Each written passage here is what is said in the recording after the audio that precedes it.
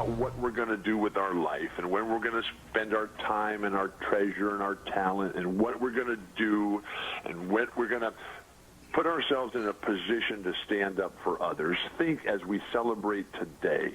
Today, Robert Parrish's 63rd birthday. And we love the Chief so much, and he epitomizes what it means to be a part of a special team, because the Chief, he was the Larry was the best player. Kevin was the most unique player. And DJ and Danny and Casey and Red and everything, but without that foundation, and that's what the Jimmy Fund, and that's what the Dana-Farber Hospital is all about, that foundation that gives us that safety net, that baseline that we never drop down. Now, all of us, every single day, the biggest challenge is always health. Health and family, the most important things in the world, and what the people in Boston, what the Celtics, what Red, what Larry, what all the guys did for me, not giving me my career back, but giving me my life back. And to be able to be on this show today, and Glenn, all the time that we've spent together over the course of our friendship, which now has far exceeded 30-plus years, to be able to celebrate how great things are, but also understanding that we have a duty, obligation, and responsibility to make things better. And what the people of Boston have done for me, what the communities of New England have done for the world in terms of driving the train and everything that's going on down there at the hospital. Because what happens when you get sick is that you lose hope. You lose the dream that tomorrow is going to be better, and your life just starts spiraling helplessly and hopelessly out of control, and there's nothing you can do.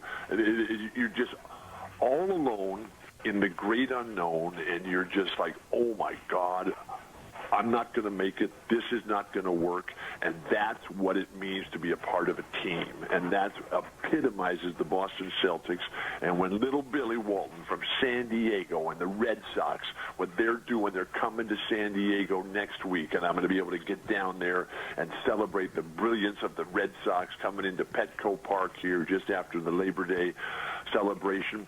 Because when we think of the magnificent summertime that we're having right now, and I'm in my hometown. I live in my hometown of San Diego. But we started on Memorial Day when we salute, we thank, and we give our grateful approach to all the people who sacrificed everything so that our dreams could come true. And then we end it with Labor Day. And Labor Day, which we honor and we pay tribute to the people who work so hard in every level of life to come and to make it happen for other people. Because that's the true joy in life, as we chase that dream, Glenn, of being on the team, of being healthy, of having a great family, having a home, a sanctuary, a safe place, and then that dream and that hope. And when you get sick, and you don't know this until you do get sick, and I've been sick, and I've had friends that have been sick.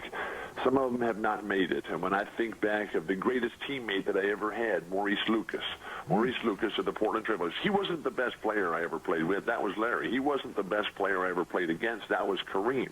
But Maurice Lucas, he had this saying, and when things got tough, no matter what the situation, Maurice Lucas, he would step to the front, and he would huff and he'd puff and he'd flex those big broad shoulders of his, and he would say in a very serious tone, "I'll take care of this." And that's what Maurice Lucas did, and his ability to shine the light, to clear the space under the boards, to illuminate the path forward, to be the light, that light was extinguished 6 years ago when Maurice Lucas went down to his own form of cancer. And when my angelic wife and I, Lori, went to visit Maurice one time, it was just absolutely staggering, because here was this big, powerful, physical Adonis, just a goddess, and just a god, and just absolutely fantastically powerful and fierce and tenacious and tough as can be.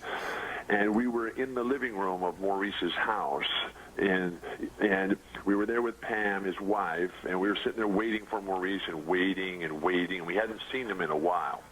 And because he had been sick for a while, and I'd been sick myself, and Maurice finally came out from the back room, and he was leaning on his cane.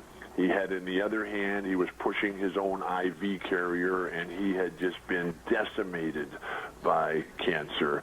And he was just lost all his weight. He lost all his power. His hair had turned chalk white. He had grown a full beard because he just didn't have the strength to shave any longer.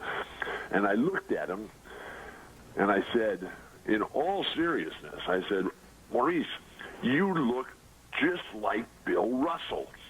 And Maurice looked at me, and he stood up as straight as could be, and he just snapped right back at me, and he said, that's the worst thing anybody's ever said about me. Ooh. Now, Bill Russell, for me, was my all-time hero on and off the court. So I was paying a tribute to Maurice, who had changed over the course of his life and over the course of his illness.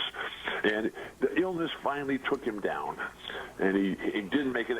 And that's how tough this whole cancer thing is, Glenn, because nobody makes it to the top alone. This is all about the team. And when someone like Maurice Lucas gets taken down at age 57, I mean, just the roughest, toughest guy, always willing to step to the front and take care of all the dirty work. When Maurice Lucas was your friend, when he was your teammate, Bob Dylan wrote a song, With God on Your Side.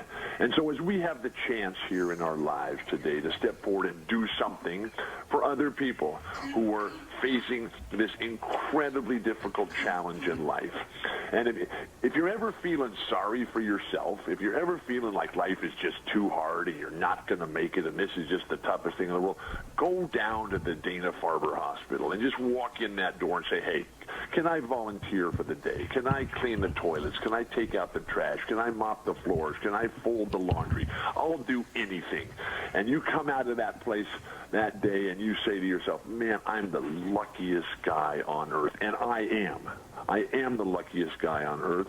I'm happily married. Lori is just absolutely incredible. I never thought after all these years of all the injuries that I've had that I'd ever be pain-free, that I'd be happy in love, but things are just going fantastic. But that's the time when you got to step back and take that reflective moment and say, hey, what can I do to help the team? Because the team is what gets us to the top. This is what I love about Bill Walton. This is what the Celtics did for me, what the Red Sox do, what the Patriots do, what the Boston community does. I am indeed the luckiest guy on earth. Yes, you are. Yes, you are. How are you today, Chris? I'm good. I'm good. I'm glad you asked. Hey, I just finished my taxes. I will tell you this. Some free time. This is a true story, and this is a true story. This is a true story with Bill Walton. So I go to Bill Walton's Hall of Fame. He was nice enough to invite me to his Hall of Fame induction. And every person up there is supposed to get, well, they were supposed to get like 6 minutes or 5 minutes. Bill goes on for like 29 minutes. And at the end of it, remember this? You remember. He starts off, because he was on the Wheel of Fortune the week before, he starts off at the Hall of Fame by thanking the people at the Wheel of Fortune and said it was one of his great moments in his life. And then I had learned how to speak. Now, in my life, academics and athletics are always the easiest part.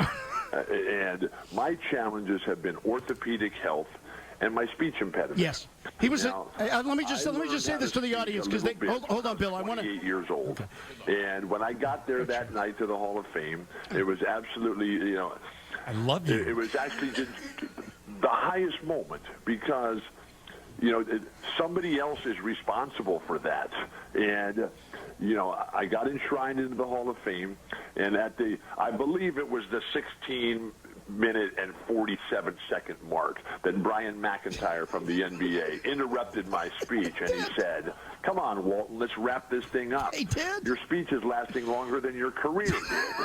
He did. And as the most injured player, but to be there at the Hall of Fame, and I'll be there again this year, and every chance that Lori and I get an opportunity to come back to New England, it just makes me so high. It makes me so happy. With the guys like Kevin Frazier and Mike Gorman and Glenn Ordway and Tommy Heinsohn and Casey Jones and all the guys, and I just, and to have this day be on Robert Parrish's birthday, because Chief playing behind Chief was like following the Brinks Hey, Bill? truck down a bumpy road, Hey, Bill? and they had forgot to close the back doors. Hey, I Bill? mean, it was so fun. He was so smart. He was so tough. Hey, Bill? He was so skilled. He was so powerful, and he never wanted anything. Hey, he Bill, never we're- wanted Bill, any we're- attention. we're running He out of time, just Bill. wanted to be there to help the team. We're running out of time, Bill. We're running out of time. We're We running out of can't time. be running out of We're- time. It's only 9:45. Bill Walton, I love you. I love Boston. I love the You're Jimmy the- Fund. Hey, Bill, I love thank the you. Celtics. Tell us You're why you gonna love Boston. Taylor Don't go there. Don't go there. I love Robert Parrish. I love Glenn Ordway. I love Larry Bird. I love Kevin McHale. DJ Red. You're the best. What is it Danny Bill, you specifically are that you love about Boston? Hey, Bill. Get down to the Dana-Farber Hospital, everybody. Thank you, Bill. The Jimmy Fund. Thanks for calling in, buddy. Wow. I'll Let's talk. go. You're the Here we best, go. yeah. WEEI. Thank you, Bill. What you Thanks. asked for in life. Thanks, Thank you Bill. very much. Thank Bill you. Walton, Good luck ladies to and yourself.